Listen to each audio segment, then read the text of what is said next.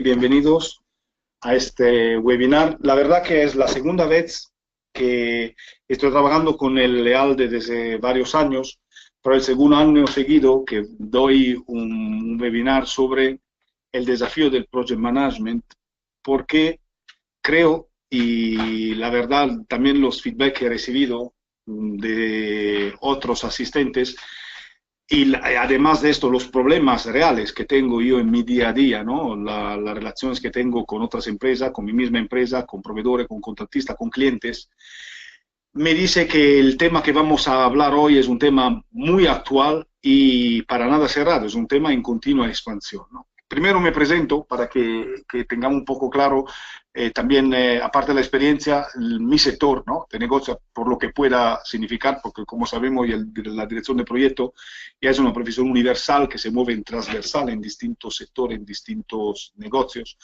En este momento yo estoy liderando una empresa al 60% del grupo Filguera, que es un grupo asturiano, al 40% IHI, que es el Imperial Heavy Industry japonés. Es una empresa de unas 400 personas que se dedica sustancialmente a entorno de acometer proyectos en base llave en mano en entorno de oil and gas, ¿no? Tengo la suerte, 25 años de experiencia, yo casi 30 diría ya, desafortunadamente, porque significa que soy más viejo, casi 30 años de experiencia en el sector de Project Management, donde he tenido la suerte de vivir entornos internacionales y hasta de vivir desde los años 90, en lo cual empecé con Exxon Chemical en Singapur, la primera experiencia de dirección de proyecto. He tenido la suerte de vivir efectivamente un cambio muy radical en lo que es la misma cultura de proyecto, ¿no? Como dice Harold Kessner, que es uno de los gurús de la dirección de proyecto internacional, que ha escrito además bastantes libros interesantes, ya estamos en un entorno de dirección de proyecto 2.0. El director de la dirección de proyecto ha nacido como 1.0, veremos qué significa, veremos un poco, poner un poco de claridad sobre esta profesión magnífica, pero al mismo tiempo muy compleja, y yo creo cada día más compleja, por razones que yo espero poder aclarar con vosotros en este webinar, ¿no? Entonces hablaremos un poco de esto, empezando desde la base, que es un proyecto que le dedicamos muy poco tiempo, sencillamente, hasta hablar de cuáles son los desafíos reales, ¿no? Los desafíos que se tocan con mano, más allá de lo que escriban los libros.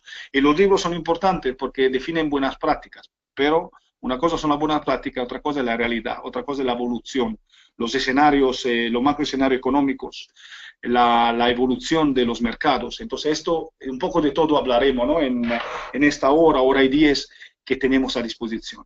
Por supuesto que a medida que vamos hablando, intentaré hacer atención a las preguntas que podáis formular e intentaré contestar. Si queda alguna pregunta, al final abriré la pantalla de pregunta para poder contestar a las que se han quedado sin contestación, ¿no?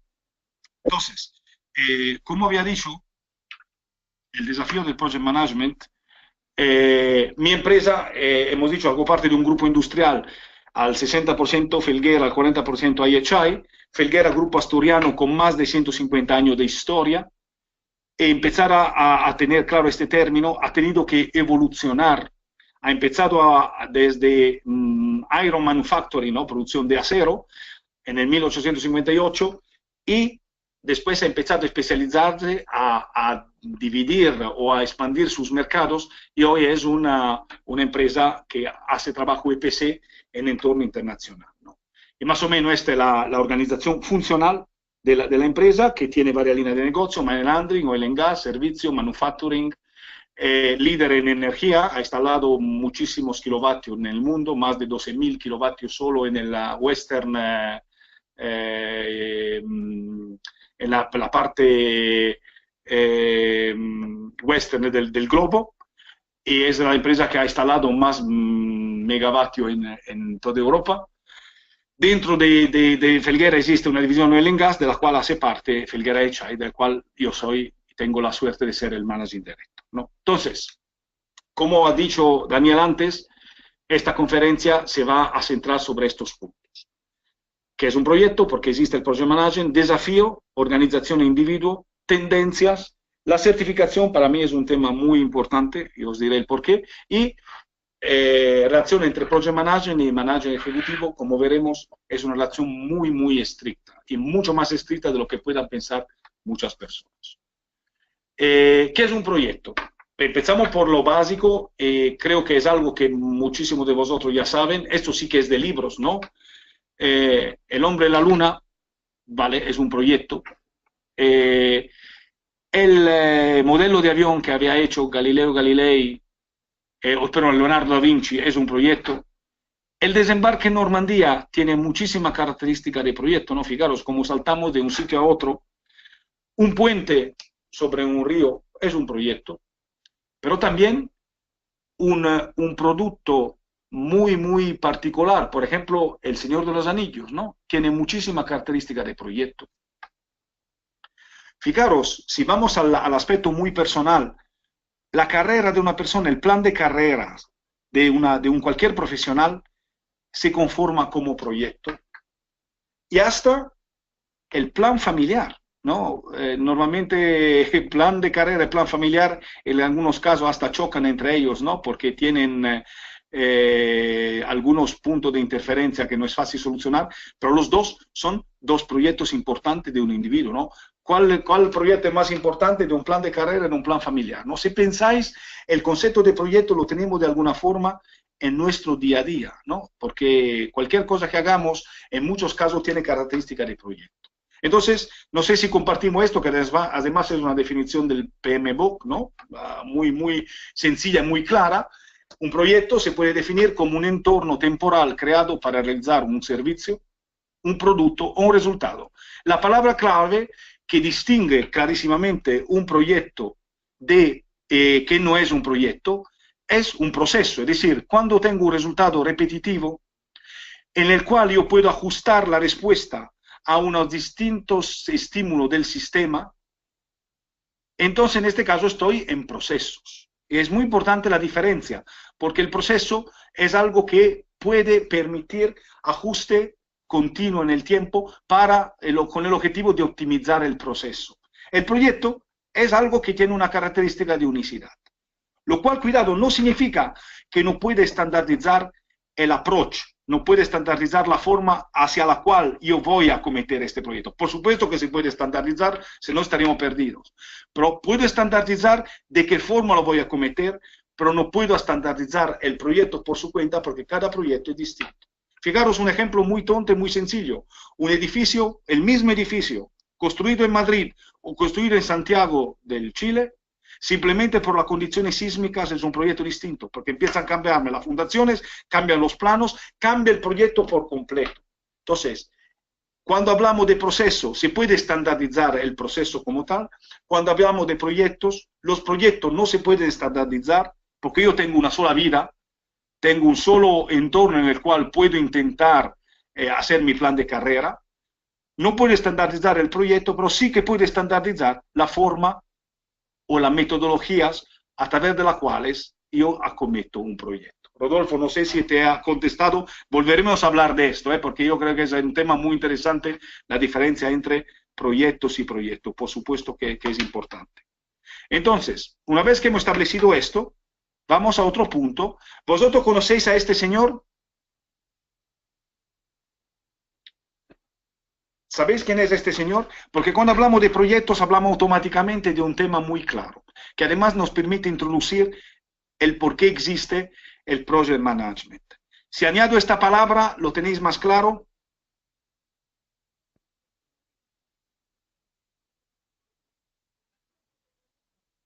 ¿Quién pensáis que es este señor? ¿Ves? El padre de la evolución, ¿no? Entonces, fijaros, es la segunda vez en 2 diapositivas que menciono la palabra evolución y la mencionaré otras 10 o 20 veces antes que acabamos. ¿Y sabéis qué es esto? Ya que hablamos de evolución, pues este es un tiburón blanco que está cazando una foca, creo que estamos en California, en el mar de California, ¿no? Entonces, fijaros, y dice, ¿por qué nos centramos en el tiburón blanco? Mira, además a mí me gusta ciencias naturales, ¿no? Entonces, fijaros, lo que sabemos sobre el tiburón blanco es que los tiburones aparecieron hace 130 millones de años. El tiburón blanco apareció hasta hace 4 millones de años. Y el hombre moderno ha aparecido bastante más tarde, ¿no? Entonces, ¿por qué hablamos de tiburones blancos? Mira, por una sencilla razón, que el tiburón blanco ha aparecido hace 4 millones de años y, señores, no ha cambiado, sigue igual, exactamente igual, o ha sufrido mínimas modificaciones adaptativas. Y fijaros que respeta la teoría de la evolución de Darwin, que dice que una especie tiene que adaptarse y tiene que seguir lo que es la selección natural, ¿no? En presencia de una modificación del entorno, una especie se adapta, migra o muere. Tan sencillo como lo estamos diciendo y tan duro como lo estamos diciendo.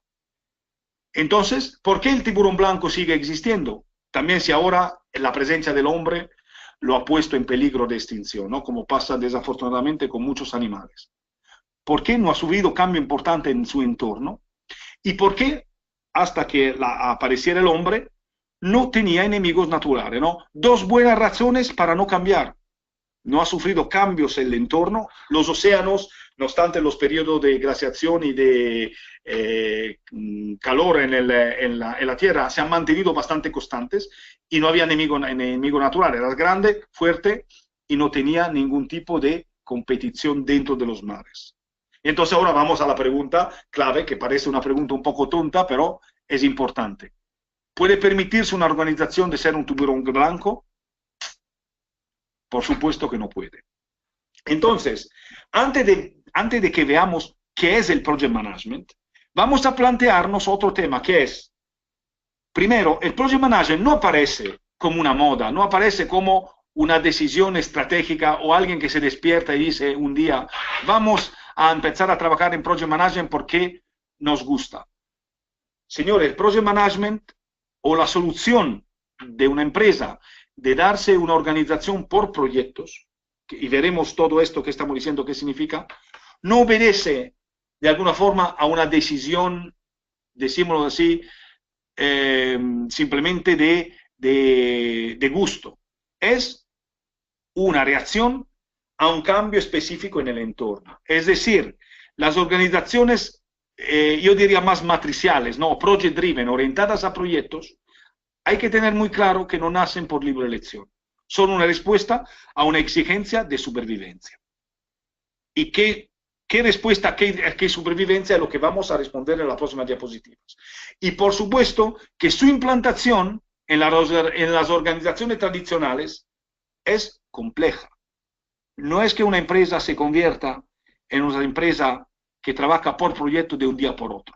Antes tiene que identificar esta necesidad. Antes tiene que darse cuenta que esta es una forma de sobrevivir, no es una forma de hacer grandes cosas, una forma de sobrevivir, de acometer el business que está cambiando de una forma más efectiva. Y una vez también que ha definido esto y que tiene claro que tiene que cambiar, de tener claro que tienes que cambiar a cambiar de verdad, hay mucho que hacer. Por esto que los cambios en Project Management son cambios muy lentos y con mucho sufrimiento, y veremos también por qué llevan sufrimiento. Entonces, hemos introducido el concepto de proyecto, hemos introducido el concepto de evolución, hemos introducido el concepto que el Project Management otra cosa no es que una respuesta evolutiva de las organizaciones. Y ahora, antes de hablar de qué es el Project Management, porque hay que definir ahora qué significa el Project Management, no qué es. Todos los estudiamos, pero de verdad qué es. Vamos a hablar antes de por qué se necesita. Y vamos a hacerlo con un pequeño ejemplo. Antes que todo claro hasta aquí? ¿Están claros los pocos conceptos que hemos puesto hasta ahora?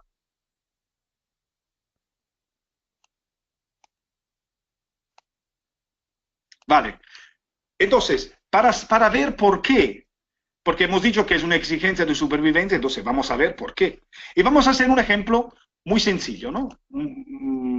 Imaginamos, vosotros veis las telenovelas o la soap opera tipo Big Bang o cualquier otra telenovela, ¿no? Yo creo que son telenovelas que se ve, la serie televisiva, la famosa serie, ¿no? Fijaros, imaginar una producción para series TV, 9 episodios, 5 días por semana y 52 semanas al año. Y yo me imagino la estructura operativa, ¿no?, de una empresa que se dedica a producciones en serie. Es una empresa, por ejemplo, siendo una empresa que hace producción para TV o para cine, es una empresa que tendrá una actividad de preproducción, alguien tendrá que escribir un guión, tendrá un momento de rodaje, tendrá un momento de asemblaje, ¿no? De editing, y después se lanzará el episodio. Y la otra cosa que me imagino es que día tras día, semana tras semana y año tras año, se va a encontrar una especie de routine en este tipo de trabajo, ¿no? Imaginar el episodio 1, el día 1, el writer, el escritor escribe el guión, lo pasa a la producción lo hace, pasa al assembling y se lanza. Y en el día 2, mientras que se está rodando el episodio 1, el screenwriter o el escritor escribe el guión del episodio 2. Y mientras que se está asemblando el episodio 1, se está rodando el episodio 2. Y así, día tras día, semana tras semana, ¿no? Es un poco lo que estábamos definiendo, casi un proceso, ¿no? Porque llega un momento en el cual es una operación que se convierte en rutinaria. Imaginar esta misma empresa que está acostumbrada a trabajar de esta forma, en la cual, muy importante además, se empiezan a crear unas relaciones entre los distintos participantes, ¿no? Entre el productor, el escritor, el que asembla, que casi se hacen cosas en automático y se encuentra un rollo, una forma de trabajar más allá de los procedimientos que encaja a todo el mundo. Imaginar que ahora vais a esta empresa y le decís, estimados señores, os proponemos de rodar El Señor de los Anillos o Star Wars, ¿no? O, justo por volver a los tiburones, Tiburón. Claro, le producís un problemón, porque le está introduciendo en su forma de trabajar algo no rutinario. ¿Esto qué significa? Que si vamos a poner por un lado la soap opera, por otro lado una película, y después os diré por qué Tiburón, porque Tiburón supuso un desafío técnico increíble por la época, ¿no? Esto lo hablaremos. Entonces, está claro que hay diferencias en el producto final, ¿no?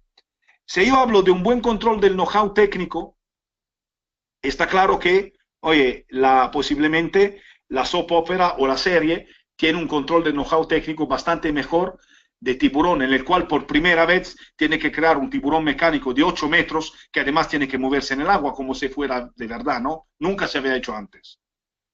Hay un trabajo repetitivo. Aquí de trabajo repetitivo nada. Hay un único proyecto, una única película que se tiene que hacer y producir.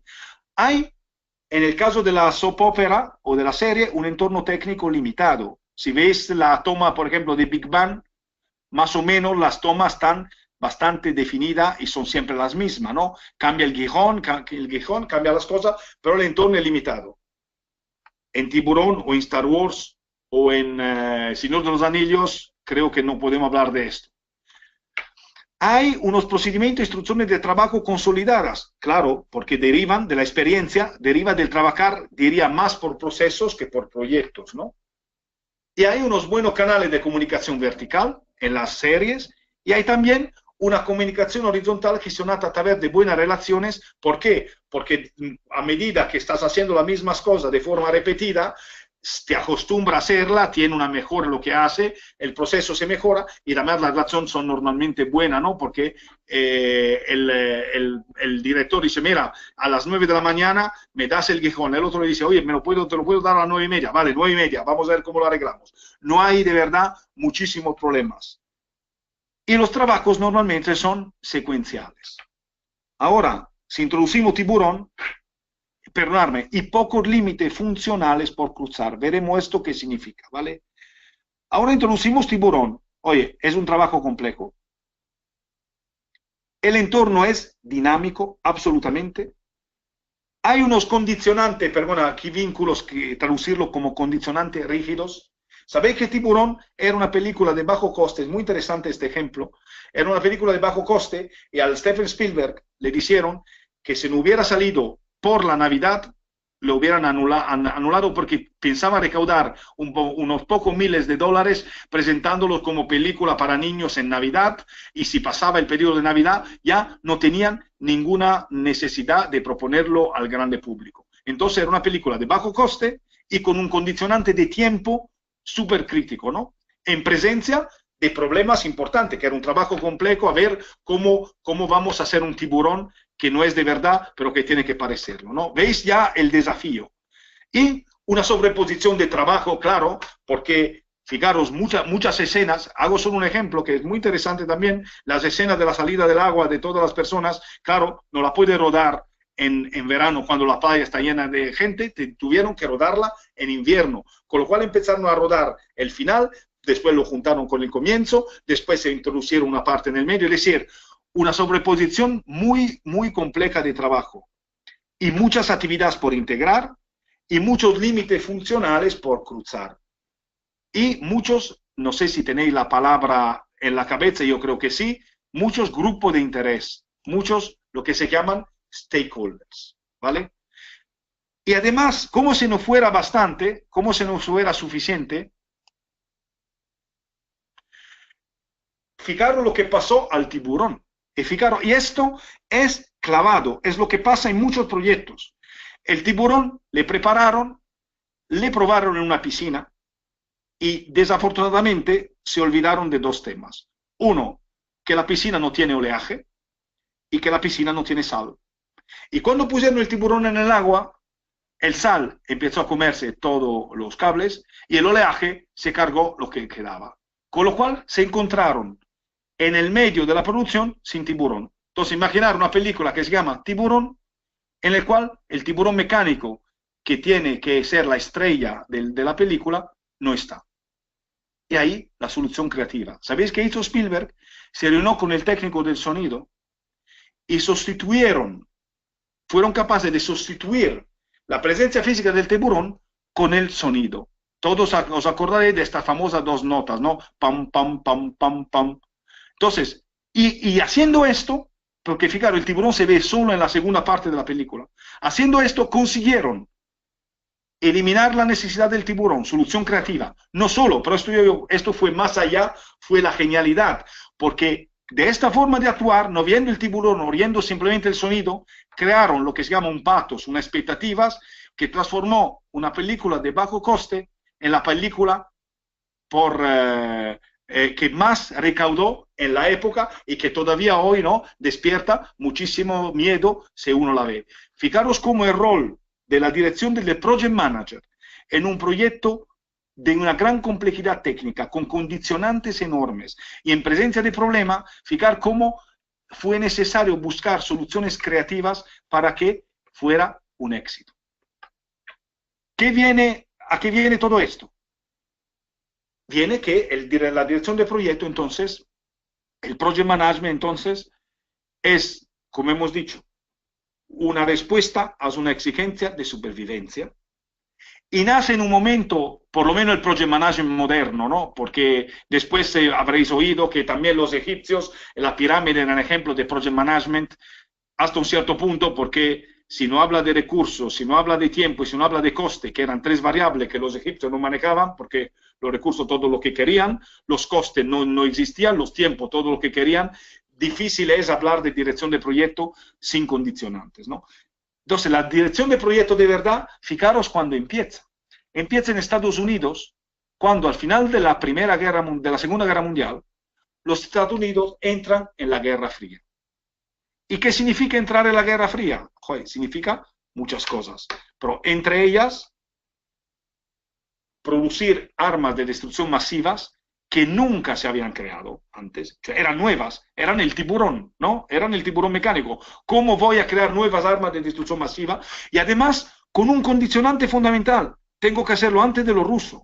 Se desencadenó una guerra fría, como dice el nombre, que consistía en el producir antes de los otros armas para mantenerlos tranquilos.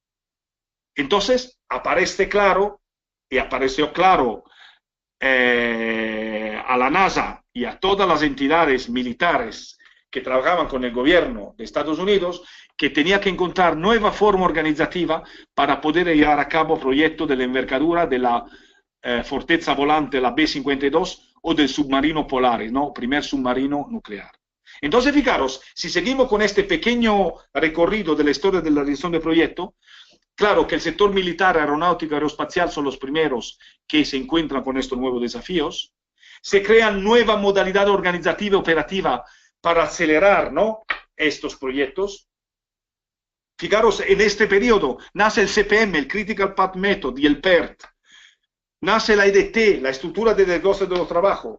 Y hasta, ya que los americanos tendrán muchos defectos, pero cuando hacen una cosa la hacen al final bien y la estandardizan, nace el IPMA, International Project Manager Association, un poco antes que el PMI. Hablaremos tanto del IPMA como del PMI.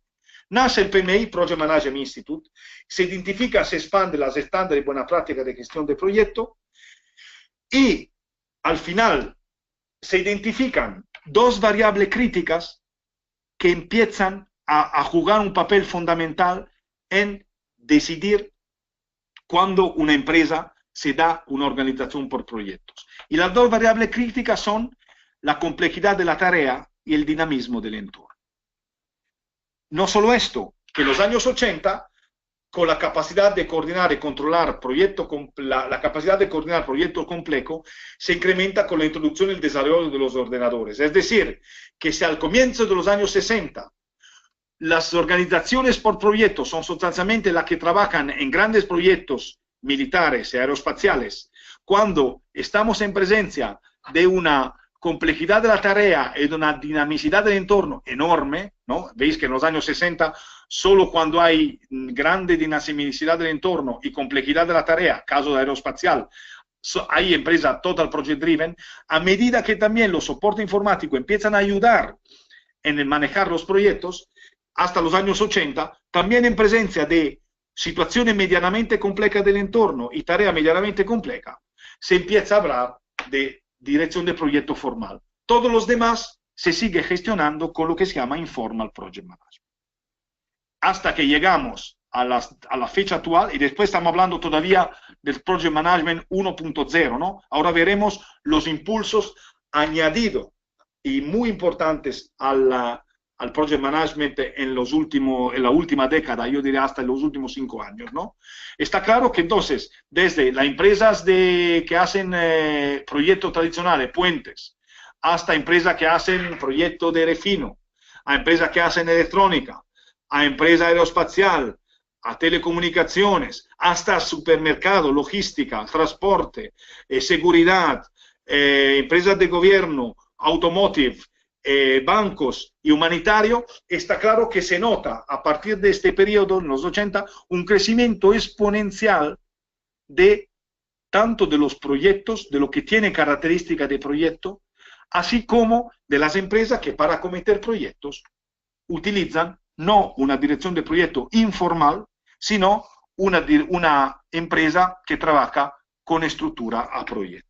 Y ahora falta por ver qué significa trabajar estructura a proyecto. Entonces, repetimos, hasta ahora, Project Management como evolución a cometer proyecto, qué significa un proyecto, y desde los años 50 que nace el Project Management moderno hasta hoy, el incremento exponencial tanto de los proyectos por entorno dinámico y tarea compleja, cuanto de las herramientas informáticas, de los estándares, de la metodología que favorecen que la dirección de proyectos se empiece a aplicar prácticamente a cualquier tipo de entorno. ¿Todo claro hasta aquí?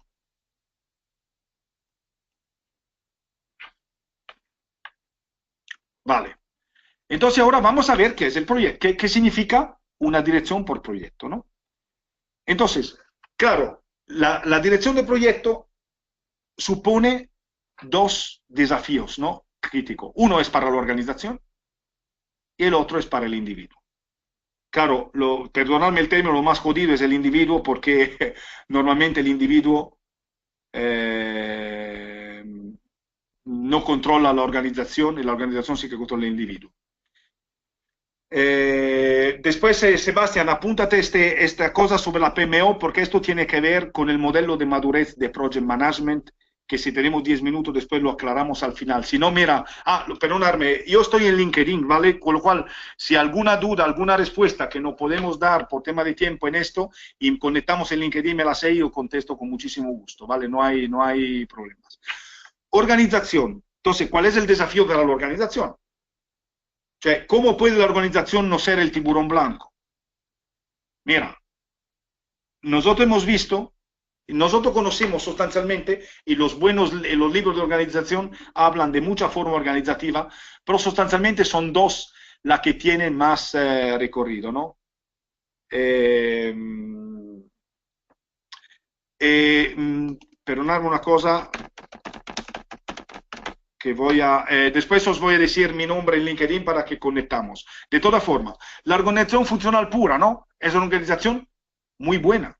Fijaros, la tenemos aquí y es la organización tradicional más utilizada en las empresas. ¿Qué tiene de bueno esta organización? Fijaros, tengo un presidente, después tengo distintos departamentos, se llaman departamentos funcionales, que acometen distintas actividades, ¿no? Tengo un departamento, en este caso, Creative, Sales and Marketing, Account, Human Resources. Es decir, es una organización que tiene una serie de cosas buenas, si no, no hubiera sobrevivido, ¿no? Ti permite un buen control del conocimiento técnico, permite un buen desarrollo del trabajo repetitivo, se desarrolla normalmente con un entorno técnico conocido, permite una creación de procedimientos e instrucciones de trabajo, porque es el departamento creativo, es el departamento que se preocupa de hacer una serie de cosas, normalmente se pueden crear procedimientos a nivel de departamento que permiten mejorar los procesos de cada departamento. Los canales de comunicación vertical son casi militares, se llama organización piramidal también, ¿no? Porque tiene una jerarquía de comunicación verticales bastante claras,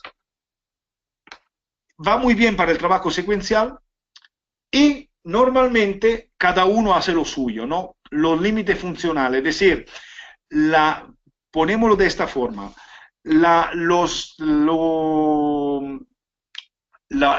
veces que Creative, Sales and Marketing, Account y Human Resources tienen que sentarse entre ellos para discutir algo que está fuera de procedimiento son muy raras, porque se desarrolla esta organización en un entorno conocido y rutinario. ¿Cuál es la desventaja de esta organización? Que se tiene que acometer la película Tiburón, no corresponde bien cuando el trabajo complejo no es rutinario. Cuando Creative, Sales, Marketing y Account se tiene que sentar muchísimas veces al día para solucionar problemas no rutinarios, empieza a colapsar porque, entre otras cosas, claro, distrae de su procedimiento rutinario. Cuando hay condicionantes muy rígidos en recordar la complejidad de la tarea, el entorno dinámico, cuando hay trabajos en paralelo, cuando hay mucha actividad por integrar, muchos límites funcionales por cruzar, esta estructura tiene un problema. Porque además, fijaros, si el manager de la función 1, el manager de la función 2 en el Creative tiene un problema, lo van a escalar, no rutinario, no previsto en los procedimientos, lo van a escalar al manager del Creative. Y si el manager de la función 1 y el manager de la función 2 del Sales and Marketing tiene un problema, lo van a escalar al manager del Sales and Marketing. Pero si el manager de la función 2 del Creative, el manager de la función 1 del Creative tiene un problema, cada uno lo escala a su jefe. Entonces, los dos jefes se tienen que sentar. Y si el manager del Creative, el manager del Sales and Marketing sigue teniendo el problema, lo tiene que escalar al presidente. Entonces, decimos de una forma muy clara que exactamente cómo queda el trabajo en equipo, que cada equipo trabaja por su cuenta y esta organización en presencia de problemas no rutinarios, es decir, no previstos, tiene la tendencia de escalar los problemas hacia arriba. Entonces está claro que si en esta organización empieza a poner muchísimas condiciones no rutinarias, cada vez que tiene algo no cubierto por procedimiento, los dos jefes se sientan, no solucionan, van al jefe que está arriba. Los dos jefes arriba no solucionan, van arriba. Entonces llega que todos los problemas llegan al presidente. O sea, exactamente el problema de la organización funcional pura por proyecto es que efectivamente tiene la tendencia a escalar la situación no rutinaria hacia arriba. Dejarlo por el momento como está, que vamos a ver la otra, que es la organización por producto. ¿Qué pasa en esta organización por producto? Tiene una ventaja con respecto a la otra, que dentro del producto X, del producto Y y del producto Z, el jefe de proyecto o producto tiene autoridad completa. Entonces el presidente delega a estos tres y dentro de su organización hace lo que quiera. ¿Cuál es la ventaja de esta organización? Que vale, que los problemas de producto X nunca van a llegar al presidente porque se soluciona al nivel del producto X. Pero esta organización tiene otro problema, y el problema es la eficiencia, en el sentido que los proyectos o productos, ya que son jefes distintos, trabajan como islas independientes, Entonces, si yo tengo un finance nel prodotto X e un finance nel prodotto Z, posiblemente no optimizo recursos porque cada uno quiere su parte. No hay un centro común de estándares, ¿no? Cada producto, si colapsa el producto X, se desaparece con todo su know-how, todos sus estándares, todos sus procedimientos. Y los especialistas no lo pueden reciclar dentro de la organización, ¿no? Entonces, una organización que está muy orientada al singolo producto, pero no tiene la ventaja de la organización funcional, que de alguna forma permitía mantener un know-how, un control, una rutina. Entonces, ¿qué es el project management? Mira, es muy sencillo. El project management no es otra cosa que el cruce de estas dos organizaciones. Es decir, pensar como si la organización por producto la rotáis de 90 grados y se van a crear unos PM, unos project management 1, project management 2, que utilizando de forma temporal los recursos de la organización funcional acometen proyectos. Es decir, lo vemos aquí que está un poco mejor. Sostanzialmente la verdadera naturaleza la verdadera novedad de la organización matricial es que no elimina la estructura funcional, en absoluto, la estructura funcional sigue existiendo, solo que va a recoger unos recursos de la estructura funcional. Por ejemplo, en el caso del Project Manager 1, imaginar un mecánico, un eléctrico, una persona de aprovisionamiento, una persona de instalación. Van a crear, como decía Fernando, un team de trabajo que responde al director de proyecto, que se mueve de forma transversal con respecto a la organización y que dentro del proyecto da la respuesta en los tiempos que el proyecto necesita. Fijaros la gran invención de la organización matricial. Es decir, es una organización que hemos dicho no nace como liberación, se crea obviamente por la presencia simultánea de varios proyectos y de varios problemas no rutinarios, y con la simultánea presencia de tareas complejas, entorno dinámico, muchas actividades por integrar, muchos límites funcionales por cruzar. Entonces, una estructura que consiga darse una estructura matricial tiene la gran ventaja que puede delegar a los directores de proyecto, a los jefes de proyecto, el acometer proyectos utilizando temporalmente unos recursos que le pone a disposición la estructura funcional. Esto es la verdadera esencia de la organización matricial. Y claro, ahora esto es dicho en palabra, ahora ponerle en marcha es complicado como veremos, pero está claro por lo menos la gran ventaja que da una organización matricial. Veis claramente que tiene la ventaja de la organización por producto pura y de la organización funcional pura, ¿no? Se ve bastante bien que consigue tener la ventaja de las dos, porque el proceso decisional dentro del proyecto, si se le da la suficiente autoridad al director del proyecto, se mantiene dentro de los tiempos que el proyecto requiere. Pero nadie quita que dentro del departamento mecánico, proyecto tras proyecto, el know-how de la empresa no se va perdiendo, porque cuando el proyecto termina, dentro del departamento mecánico, eléctrico, de aprovisionamiento, se sigue manteniendo el know-how, con lo cual tiene la ventaja de agilizar los proyectos sin perder el know-how de empresa. Lo vemos claro, lo tenemos claro hasta aquí, que es muy importante el tema. Vale, ¿dónde está el problema? El problema está, esto dicho en palabra. Entonces, ¿cuál es el desafío para el individuo? Oye, el desafío para la organización, entonces, ¿cuál es? Es entender la necesidad de dotarse de una organización mixta, ¿no? Que no sea solo funcional, que no sea solo por producto, que sea por proyecto. Es decir, la gran ventaja de la dirección de proyecto con organización matricial permite responder a esto. Pero ahora vamos al individuo, y ahí empiezan los problemas, o por lo menos empiezan los desafíos, ¿no? Primero, claro que un individuo o una profesional que quiere acometer proyectos tiene que tener varias cosas. Lo primero, la competencia técnica. Y aquí no descubrimos nada raro. Además, yo creo que es un tema que está en todos los libros de dirección de proyecto. Un director de proyecto tiene que tener claro las competencias técnicas de dirección de proyecto, que es, tiene que conocer qué significa trabajar con un alcance, tiene que tener claro qué significa hacer una estrategia de proyecto, tiene que ser competente en gestión de tiempos.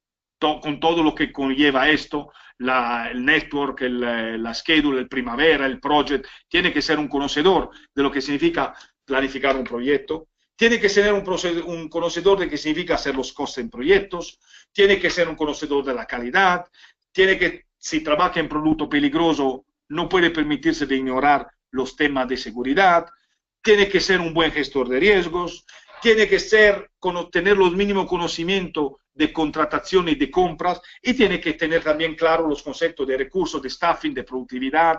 Es decir, está claro que la base para cualquier profesional que trabaje en proyectos es tener un set, un conjunto, una mochila, si queréis llamarla así, de competencias técnicas que va adquiriendo en el tiempo y que le permiten, desde un punto de vista puramente técnico o de management, poder gestionar todo lo que es un proyecto, ¿no? Hasta aquí lo tenemos claro. Además, creo que tenéis bastante, ¿cómo decir? Os sentís bastante cómodo, ¿no? Con estas competencias, que son más o menos las que están de libro. Sobre todo la competencia que un director de proyecto, además para la certificación PMI, por ejemplo, todas las áreas de conocimiento son bastante similares a esta, ¿no? Esto lo tenéis, ¿no? Por lo menos cuáles son los temas, ¿vale? Pero ahora volvemos a lo que habíamos visto. Pero solo con esto no se hace un proyecto. Lo siento, no se hace un proyecto solo con esto. ¿Por qué? Porque está en el medio un equipo. El equipo son recursos, el equipo son personas. Entonces, por supuesto que aparte del desafío 1, que es los grupos, que es la competencia técnica, un director de proyecto, por definición, tiene un desafío 2, que son su equipo, el project team. Conseguir dentro del project team los equilibrios, la gestión, las personas, todo lo que permite al project team ser efectivo, ¿no? Pensar un poco que el director de proyecto es el piloto de la Ferrari o de la McLaren, pero si fallan lo que están cuando la Ferrari o la McLaren paran en los boxes y falla el resto del equipo, o le falla el motor, el director de proyecto no va a ningún sitio. Así que el equipo trabaje como un equipo integrado y efectivo es crítico. Pero no termina ahí. Esto todavía sería asumible. Y el director de proyecto tendrá que tener relación con su propio jefe, sea el que sea. Si el proyecto es importante, ahora lo hablamos del tema legal, Fernando, si el proyecto es importante, tendrá que también tener los proyectos más importantes que hacemos nosotros si trabajamos en UTE. Tenemos un comité de dirección, tenemos un comité de la UTE, es decir, cuando un proyecto es importante, un director de proyecto siempre reporta también a unos socios, hasta la dirección general, si el proyecto es de varios millones. Tiene sus propios problemas con los jefes funcionales, que son los que le tienen que dar los recursos. Por supuesto, si yo necesito recursos en un proyecto, tendré de alguna forma que negociar para que estos recursos se me den. Por supuesto, el cliente, vamos, lo va a tener como el responsable de todo lo que pasa en el proyecto. Y además, muchas veces, no sé si a vosotros pasa, pero pasa en muchos sectores, que el cliente y los usuarios finales son dos grupos de intereses distintos. El cliente, a mí me pasó con el proyecto de Repsol en Bilbao, el cliente era una nueva unidad dentro de la refinería de Petronor en Bilbao. Claro, el cliente que pagaba era Repsol, pero el usuario final era Petronor. Y lo que me decía Petronor era distinto de lo que decía Repsol. Porque uno es el usuario final, el que utiliza el producto o servicio, el otro es que lo paga. Y os puedo asegurar que se han tenido bastante conflictos para intentar poner de acuerdo los dos. Es decir, que el desafío 2 del director de proyecto es la gestión de los grupos de interés. Entonces, fijaros, dos desafíos del individuo: una mochila importante de competencias técnicas y una capacidad de gestionar los grupos de interés que supone tener el proyecto, y no le queda otro remedio. ¿Por qué no le queda otro remedio? Porque el proyecto, por cómo la estructura matricial, por cómo nace, conlleva siempre una dinámica de negociación, de resolución de conflicto, de acuerdos entre el director de proyecto, que es el jefe temporal nombrado para acometer este proyecto, y todas las demás partes que son grupos de interés de este proyecto. No lo quita nadie, esto le va a pasar. Y no es solo esto, hay otro más. Claro, porque hemos dicho que el director de proyecto es la persona que ha nombrado la empresa para acometer el proyecto. Pero claro, ¿de dónde viene el director de proyecto? Claro, una empresa como la nuestra, por ejemplo, la mía, nosotros tenemos ya una entidad tal de proyectos y una importancia que el director de proyecto sea una entidad, un especialista nombrado. Hay un departamento de director de proyecto que reporta, por ejemplo, a una PMO. Y esto cuando ya estamos en una situación de madurez, ¿no? Los directores de proyectos son los profesionales que se dedican a la dirección de proyecto y que reportan a un jefe de operaciones o hasta a una PMO, ¿no? La PMO en los grados más elevados o en los modelos de madurez más elevados. Pero nadie quita que el director de proyecto, por ejemplo, en un proyecto pequeño de IT, por ejemplo, imaginar, se puede nombrar al director de proyecto una persona de IT que tendrá que además trabajar y coordinar ventas, coordinar compras, coordinar instalación, pero él sigue siendo una persona de IT, por ejemplo. El director de proyecto puede coincidir con un jefe funcional, por supuesto. Puede ser hasta uno de los jefes de operaciones, muchas veces el project sponsor. Es decir, que el hecho que se nombre un director de proyecto para acometer un proyecto. Sí, los grupos de interés, Tania, son los mismos que los stakeholders, correcto. Stakeholder está por grupo de interés. Entonces, el hecho que se nombre a un pavo, perdonadme el término, para que acometa un proyecto en nombre de la organización, no significa en automático que la organización le haya dado todo el poder para hacer cualquier cosa. Hay que tenerlo muy claro, ¿no? Porque hay organizaciones que, dependiendo del nivel de madurez que tienen, hay organizaciones que dan más autoridad al director del proyecto y organizaciones que le dan menos autoridad. Entonces, el desafío 3 del director de proyecto es ser consciente de las relaciones con la organización permanente y cuál es el balance entre autoridad y responsabilidad que le dan. Y repito, aquí es muy importante plantearse de dónde vienen los project managers y cuáles son los elementos críticos para decisión. Yo os puedo decir que esto depende del grado de madurez, pero que es cierto que hay en esto, vamos a pasar a esta diapositiva que es importante, un director de proyecto puede trabajar en una matriz fuerte, por ejemplo, como es el caso de la matriz 1, hay un especialista en dirección de proyecto que reporta a una PMO y que tiene autoridad completa sobre las decisiones del proyecto, ¿vale? En este caso estamos en una matriz fuerte o balanceada, en la cual el director de proyecto puede compartir la responsabilidad con el jefe funcional, pero puede haber casos también en el cual el director de proyecto no pinta casi nada. Es un director de proyecto, por ejemplo, en el caso 2, que depende hasta de un jefe funcional, o en el caso 3, que no tiene el control sobre todas las patas. Por ejemplo, en el caso 3, el director de proyecto controla la ingeniería, pero no controla la compra y la construcción. Entonces, ¿qué dice la buena práctica de project management con respecto a esto? Dice sustancialmente al director de proyecto, búscate la vida. Porque hay que ser realista. Le dice al director de proyecto, eres tú que tendrás que desarrollar, y aquí vamos a la supervivencia del director de proyecto, que tendrás que desarrollar aquellos caracteres, aquellas competencias, aquel know-how que te permite, me gusta decirlo, saber moverte como un lagarto dentro de la organización para conseguir tus objetivos, también cuando no siempre se te da toda la autoridad y todo el poder que te gustaría tener para conseguir objetivos. Y esto, como veremos, va muchísimo con las habilidades directivas, va muchísimo con las soft competencies, ¿no? O habilidades de comportamiento, perdonar. Entonces, como decía Harold Kessner hace muchísimos años, esto creo que es de los años 90, casi 20 años, recordar siempre, si sois directores de proyecto, que la estructura organizativa puede facilitar y soportar en mayor o menor medida el trabajo del director de proyecto, pero siempre hay que tener en cuenta que la organización orientada a proyecto, es decir, la organización matricial, se sobrepone pero no sustituye la organización funcional, que sigue existiendo, la organización permanente sigue estando ahí.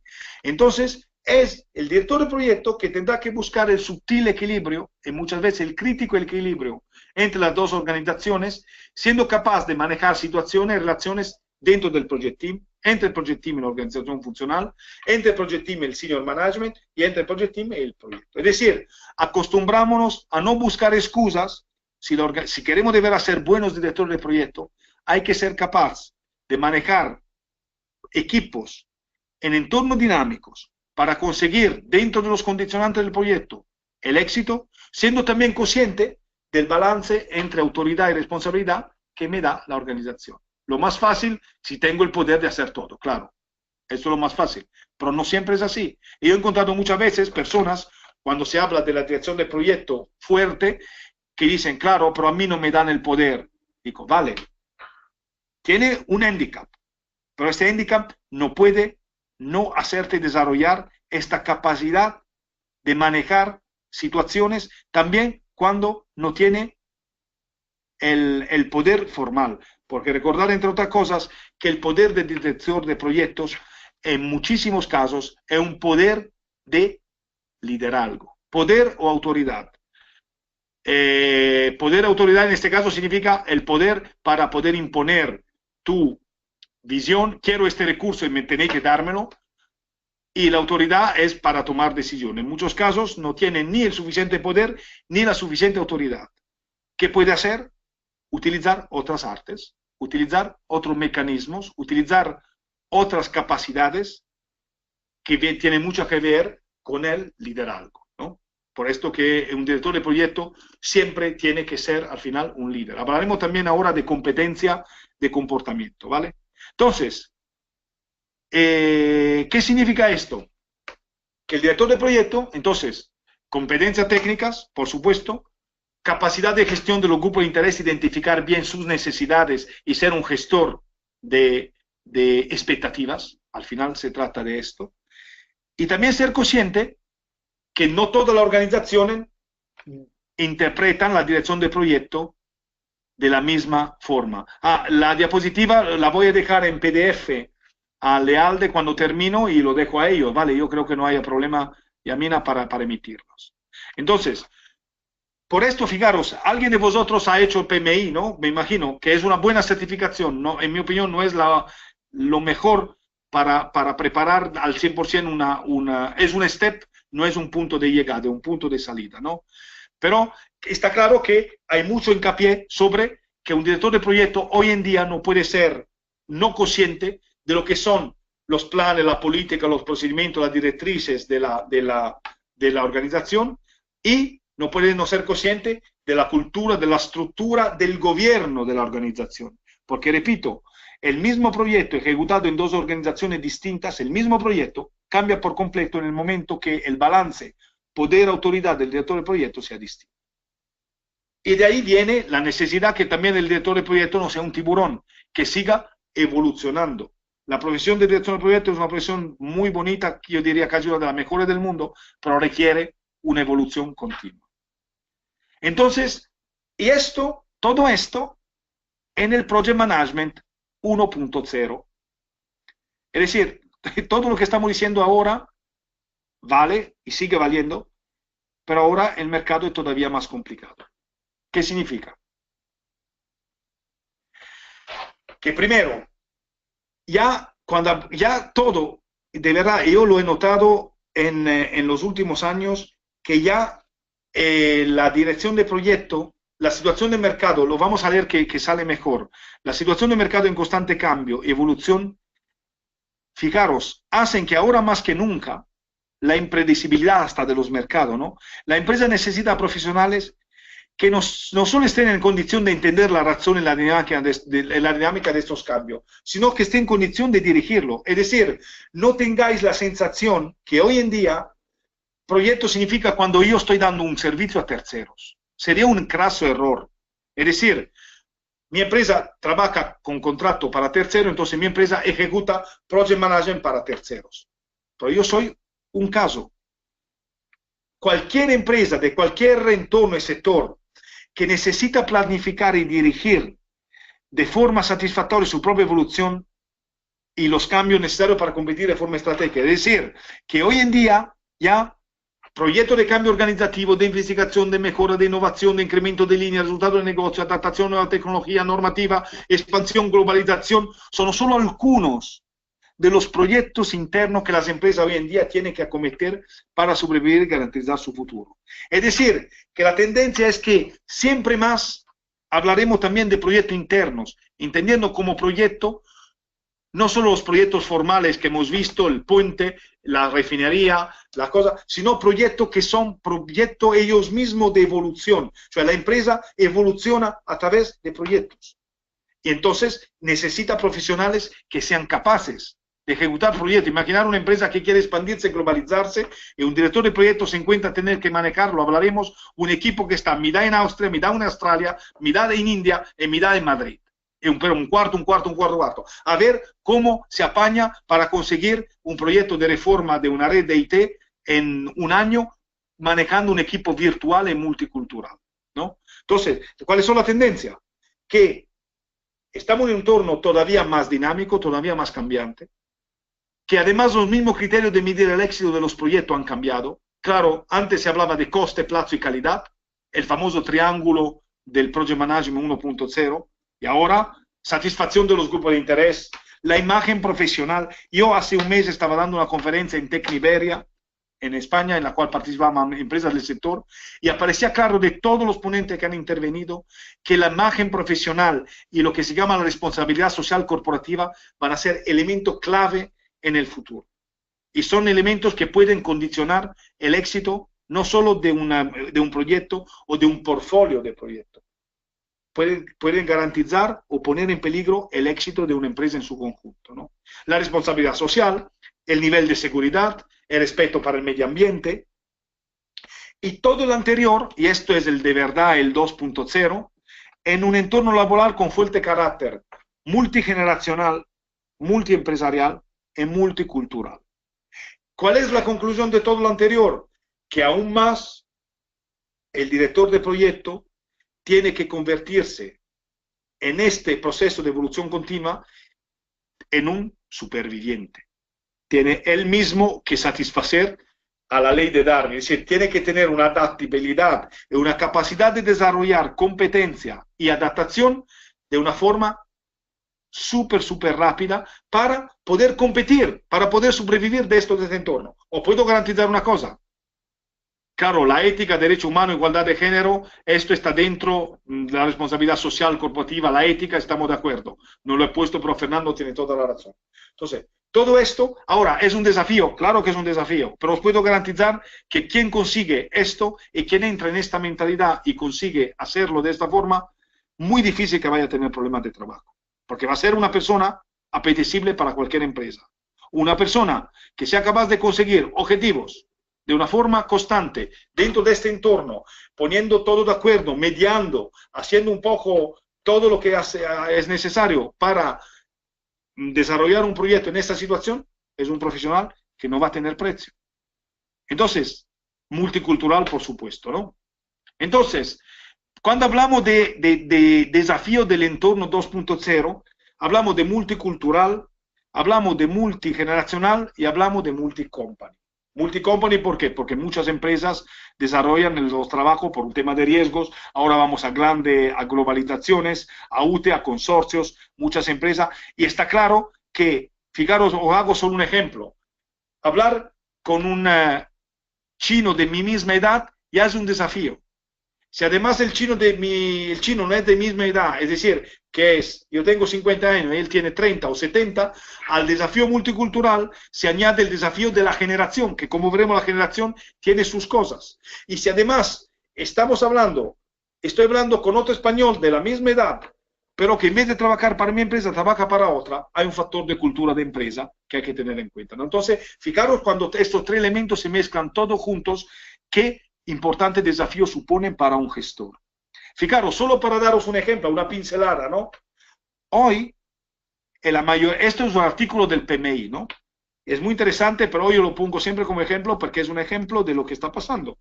Hoy, normalmente en proyectos puede llegar hasta 4 generaciones, ¿no? Fijaros, los mature, que normalmente están en una posición de management, de sponsor, pero que tienen su propia característica de generación. Tienen los baby boomers, que son los que han nacido después de la Segunda Guerra Mundial, podría ser lo de mi edad, ¿no? De entre 50, 45, 50, 55 años. Tienen la famosa generación X, que ha nacido en los años 60 hasta los años 80, y tienen la generación Y, que son los nuevos graduados, ¿no? Pues, que no tengáis la menor duda que las generaciones, como las culturas, son como el iceberg, es decir, que tiene una parte que se ve y una parte que no se ve, y que hay que tener muy en consideración. Entonces, fijaros, recordad lo que os he dicho, no es lo mismo un español de misma edad, un español de otra edad, un chino de misma edad y un chino además de otra edad. Se añade complejidad a las relaciones porque se añaden problemas culturales de país o de educación a problemas culturales de generación. ¿Por qué? Porque la generación también tiene sus cosas. Fijaros, y este estudio está muy bien. Después, Sheila, te contesto sobre los incentivos, ¿vale? Por ejemplo, esto repito, remito a ese artículo del PMI. Fijaros que mientras que la jerarquía y la autoridad, los baby boomers, la generación X son menos autoritarios y los métodos, la generación Y son más respetuosos de la autoridad. Con respecto al personal, muy importante, los baby boomers y los mature son la famosa generación perdida. Hemos nacido para trabajar, yo no lo aplico, intento no aplicarlo a mí, intento reservar mi tiempo libre, pero me doy cuenta que hay mucha gente que su objetivo en la vida es trabajar, trabajar, trabajar y trabajar. Mientras que cuanto más vas ahora a las nuevas generaciones, el tiempo es un valor tan importante que es prioritario. A una persona puede hacer lo que quiera, pero no le quite su tiempo libre porque no lo va a aguantar. Y la comunicación, ¿no? El famoso write me, call me, text me, mail me, ¿no? Es decir, que los mature siguen teniendo una gran, para ellos sigue teniendo una gran importancia el face-to-face meeting. Yo con personas, trabajo con personas hindú, árabe, lo que fuera, la reunión tiene que ser mensual y tiene que ser mirándonos en la cara y después yendo a comer. Con otros tipos de equipos, hay ya equipos virtuales y te ves una vez, puede ser de verdad o hasta no te ves y tiene relaciones solo exclusivamente vía videoconferencia, ¿no? Solo para deciros que todo esto significa que hay que tener en cuenta en los proyectos de hoy, en la situación de multigeneracionalidad, multiculturalidad y multiempresa, hay que tener en cuenta todo esto. Dicho lo cual, si yo como director general quisiera contratar un director de proyecto, si pudiera elegir, diría que el director de proyecto tiene que tener una base fundamental de competencias técnicas. Tiene que tener lo que se llaman competencias de comportamiento. Ahora sí, ahora lo hay, te digo Fernando, pero no existe el director de proyecto ideal. Tiene que tener una competencia de comportamientos, que son las soft skills, capacidad de liderazgo, de comunicación, de negociación, de resolución de conflictos, de autoestima. Hay muchísimas de estas que se pueden hablar. Y tiene que tener competencias estratégicas, o sea, tiene que tener muy claro qué pinta él en la organización, cuáles son sus límites, dónde va la organización, cómo se pueden manejar las relaciones con los stakeholders. Entonces, hablando del director de proyecto ideal, claro que lo hay. Y cuidado, esto sois vosotros, no es el vecino del lado. Estos son lo que vosotros tenéis mentalmente, por lo menos, que estar preparados en ser. Otra cosa que, desde un punto de vista práctico, muchas de estas cosas llevan una evolución continua y no se consigue en un mes. Pero se puede ir a la mejora continua, esto sin duda. Entonces, si yo quiero un director de proyecto ideal, experto en comunicación, en psicología, en el comportamiento humano, en el comportamiento organizativo, legale, marketing, trabajo de equipo, negociación, conflictos, mediación, contrato, finanzas, result orientation, reliability, apertura mental, liderazgo, eficiencia, delegación, self-control, creativity, business, priorization, objectivity, self-esteem. Es decir, está claro que el director de proyecto ideal no existe, porque sería Superman. Me ha faltado poner la diapositiva con Superman. No existe. Claro que la mayoría, Tania, tiene que ver con la gestión de las personas, por supuesto. La base técnica se da por consolidada, pero tiene que haber muchísimo con la capacidad de entender, de manejar, de mover distintos intereses, grupos de intereses, personas, empatía. Hay muchísimo que hacer en ese sector y para mí las competencias de comportamiento son entre las más importantes que un director de proyecto hoy en día tiene que manejar. Cuando estuvimos, creo que es hace 2 años, con la NASA, vino el Chief Technology Officer de la NASA a dar una conferencia en Repsol. Yo estaba invitado por una amiga que había organizado este evento. Y Alberto, después te contesto. Y me dijo, ¿sabéis cuáles son los project managers más exitosos en la NASA? ¿Lo que tienen más conocimiento técnicos o lo que tienen más capacidad de manejar contactos y relaciones? ¿Qué pensáis fue la respuesta? Lo que tienen más capacidad de manejar contacto y relaciones. Y esto de la NASA, que es la entidad científica por definición, ¿no? Entonces, esto para entender, como decíamos antes, que es fundamental para un director de proyecto ser capaz de manejar relaciones, contacto.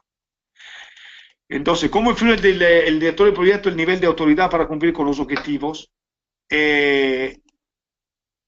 Pues lo primero que tiene que aclarar el director de proyecto bajo cualquier circunstancia, Jorge, es los objetivos que se le requieren con respecto al nivel de autoridad que tiene. Pero repito, cuidado que esto tiene que ser una aclaración, no tiene que ser una excusa. Porque hay una capacidad, tiene que desarrollar esta capacidad, repito, del lagarto, de saberte mover entre lo que la organización te pone a disposición para conseguir tus objetivos. Y está claro que hay situaciones en las cuales es imposible, ¿no? Si una organización te pide ser Superman y no te da nada, esta es una batalla perdida. Pero entre este caso y el 100% del poder y de la autoridad ideales y necesarias, hay muchísimo sobre el cual se puede jugar. Esto, cuidado, no quita que también las organizaciones, los directores de las organizaciones tienen que ser conscientes de esto. Cioè, esta es una lucha perdida, que además es mi lucha, personalmente, es una lucha perdida si también muchas organizaciones no empiezan a entender la necesidad de dar una mayor poder, una mayor autoridad, un balance mejor de autoridad y responsabilidad a los directores de proyecto. Estoy de acuerdo contigo que el individuo tiene que mejorar, pero también las organizaciones tienen que hacer paso, ¿no? De esto hemos hablado en Tecniberia. Dicho de alguna forma, en muchos casos, a los cursos de dirección de proyecto, perdóname ser un poco polémico, quizá no habría que mandar los directores de proyecto, habría que mandar sus jefes, para que entiendan de verdad la importancia que tiene la organización por proyecto y cuál es el desafío para la organización. La importancia de la certificación. ¿Cómo se desarrolla la competencia en Project Management? Se adquieren estudiando, trabajando, practicando y con la formación continua. ¿Qué me dicen los estándares de Good Practice? Hay una certificación que es reconocida mundialmente, a nivel mundial, como la mejor, o mejor, la más difundida, que el Project Management Institute, americana, que tiene, como hemos visto, como sabréis vosotros, una serie de áreas de competencia. Y como veis, yo creo que el PMI es una certificación muy buena para poner las bases, por lo menos técnicas, de procesos de Project Management, ¿no? Para que un director de proyecto por lo menos tenga una sólida base técnica de la cual empezar. ¿Cuál es la desventaja del PMI? Que se centra muy poco en competencia de comportamiento, que por el modelo de PMI, que es un modelo de estudio y test, no tiene la capacidad de hacer un assessment claro sobre la capacidad que tenga el individuo de verdad de manejar relaciones en los proyectos. Vamos a decir que es como decir que es una certificación que no verifica si yo sé pilotar, verifica si yo me conozco los mandos del avión. Pero no se sienta conmigo para ver si efectivamente soy capaz de pilotar y en qué situaciones soy capaz de pilotar, ¿no?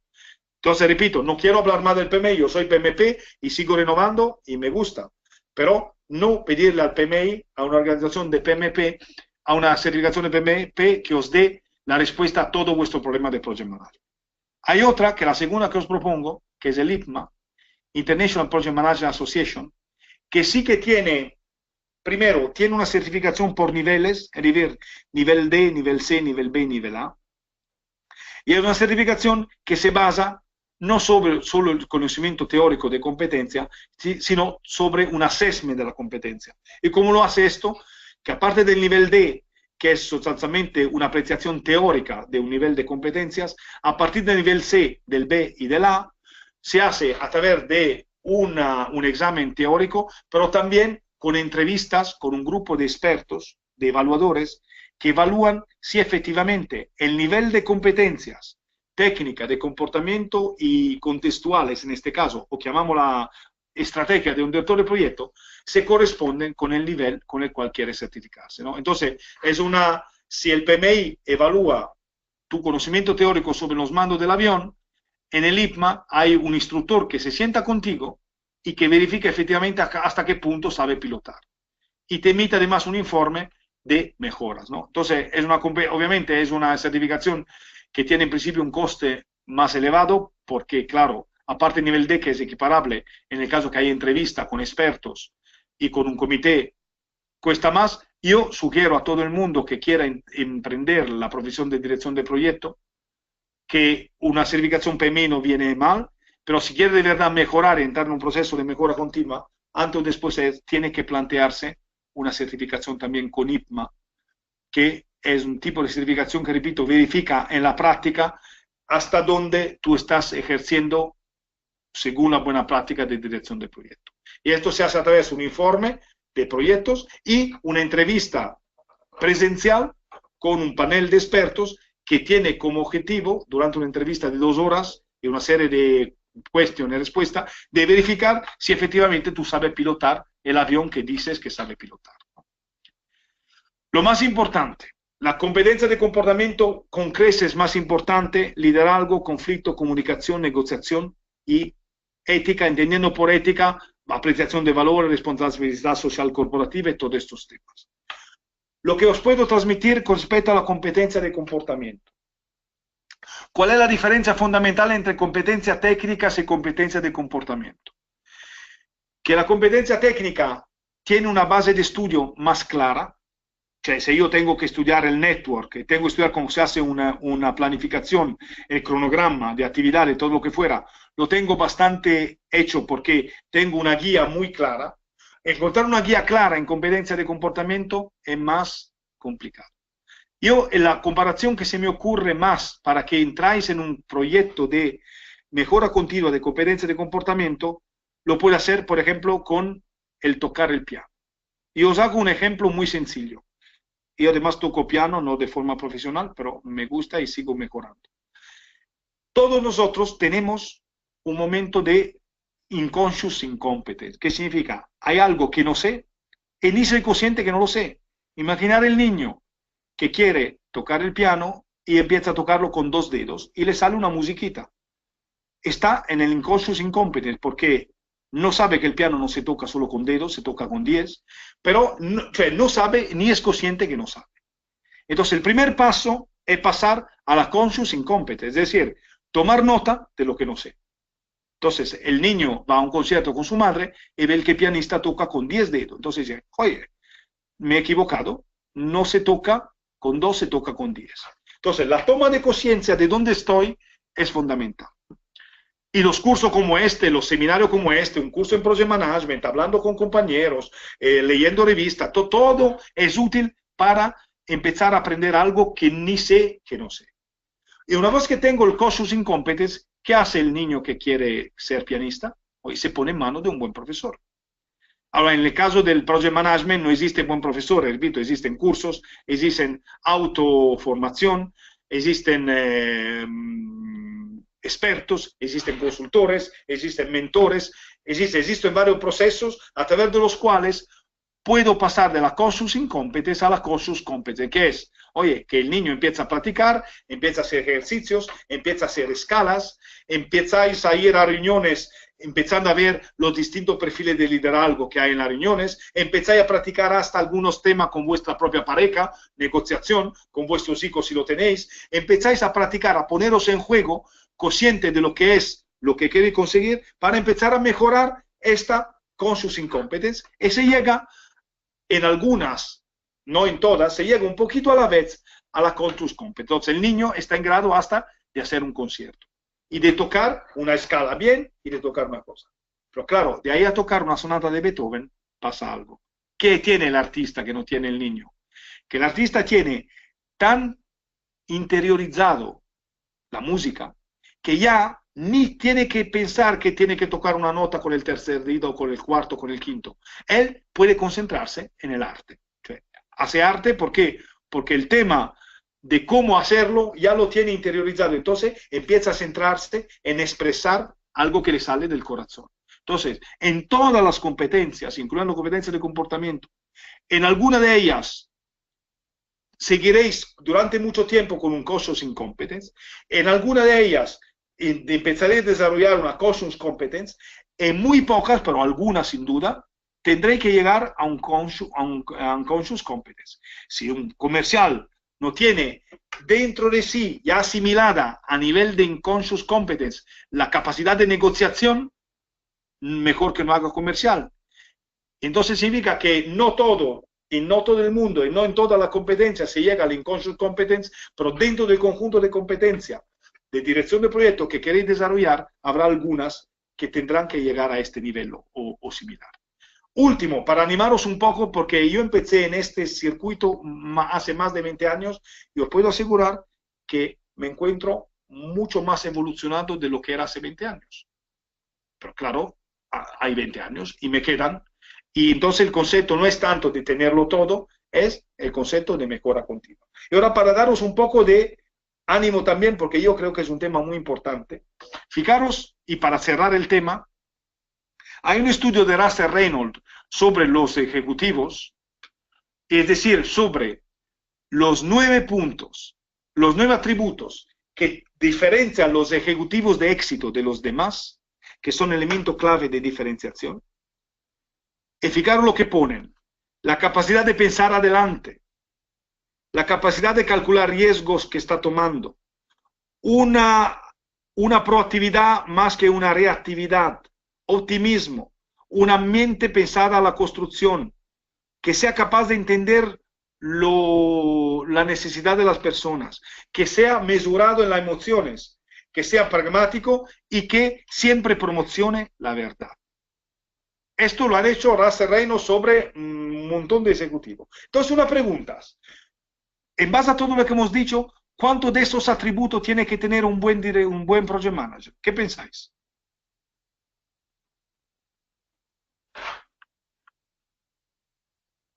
¿Sabéis cuántas? Vista la complejidad del negocio y visto los problemas. ¿Sabéis cuántas tiene que tener? Todos. Exactamente. Tiene que tenerlas todas. Entonces, con esto que quiero deciros? Que cuidado, un buen director de proyecto, con la visión que desarrolla y con la capacidad de visión transversal, de comunicación, de muchas otras cosas, puede convertirse perfectamente en un buen managing director. A diferencia de lo que pasa con los jefes funcionales, tanto la visión como la actividad de los project managers son multidimensionales y cruzan de forma transversal la organización, integrando procesos, recursos, factores políticos, humanos, culturales para conseguir los datos establecidos. Pensar hasta que muchísimas empresas muy evolucionadas, si lo pensáis bien, en una empresa como la mía, yo estoy en manos de mi director de proyecto, porque el acometer el negocio por parte de mi empresa significa acometer bien los proyectos. Y los proyectos, nombro un director de proyecto. Entonces, estos directores de proyecto, en forma de organización, en las organizaciones más evolutas, se convierten casi en pequeños Chief Executive Officer o Manager Director del proyecto, del portfolio de proyecto que tienes asignado. Esto es muy importante saberlo. Desafortunadamente, y esto también por una visión comercial, desafortunadamente sigo diciendo que es uno de los problemas que tenemos en este momento histórico, muy orientada al corto periodo, si siguen privilegiando candidatos procedentes de otra área financiera, venta comercial y operaciones. Pero creo que también hay un cambio en curso y hay un cambio que hay que seguir promocionando, porque creo que los desafíos que tiene y que va a tener el director de proyectos y que van a tener los directores de proyectos en este contexto y en contextos de futuro cercano, van a ser las bases perfectas para que cualquiera que comete proyectos de esta fase pueda perfectamente representar en cualquier sitio los intereses de una empresa. Entonces, yo con esto doy por acabado el webinar, pero me gustaría pasar un poco las preguntas que no he podido contestar. Entonces, vamos a ver un momentito rápidamente.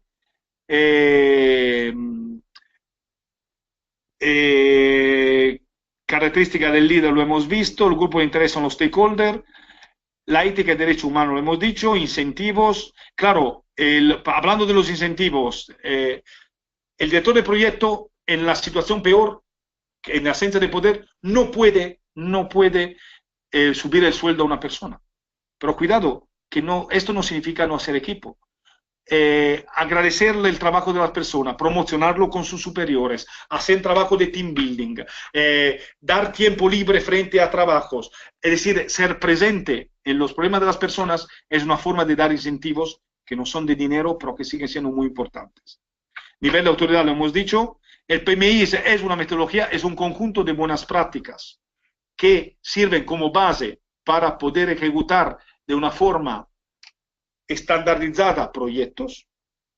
El IPMA se aplica en Europa, sí, porque es la metodología alemana y holandesa. El poder de la negociación, como puede usted presionar a una empresa o persona que le está haciendo un proyecto el cual tiene mucho atraso por mala práctica sin que éste se retire del proyecto por incumplimiento. Oye, habría que ver el caso específico. Aaron, si me escribe, lo podemos manejar. Y los plan B, por supuesto, hay que hacer los plan B. Esto entramos ya en un tema de gestión de costes. Yo no sé si tenéis, repito, Fabrizio Tesolato, Toledo, España, Salamanca, Oviedo, LATO, lo tenéis ahí. Me buscáis en LinkedIn y si hay alguna duda específica, hoy os contesto, no hay problema, ¿vale?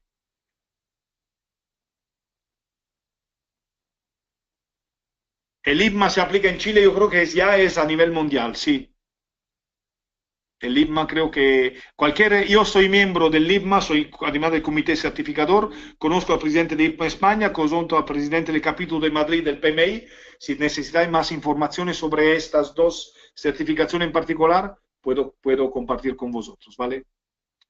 Me están presionando para dejar la webinar. Yo espero haber podido ser de ayuda y mi nombre es, a ver si lo consigo escribir. Lo tenéis en el webinar. Me buscáis, no creo que haya mucho. Toledo, España, Salamanca, Oviedo, LATO, Tesolato. La certificación IPMA, cada nivel, posiblemente para prepararlo y dar la certificación hay que tener en cuenta unos 2-3 meses de preparación más la entrevista. Y después los niveles del D al C, del B al A, puede ser cuestión de años, porque depende del nivel de competencia del director de proyecto. Vale, es un honor, gracias a Jesús, es un honor para mí compartir. Si no, no estaría aquí. Y para mí, la lucha es para promocionar la buena práctica de dirección de proyecto. Saludos a todos y cualquier duda, de verdad, no sé si he contestado a todas. Por favor, no dudar, me contactáis, contesto con retraso porque viajo siempre, pero no preocupéis que antes o después os voy a contestar, ¿vale? Gracias a todos vosotros. Ha sido un placer.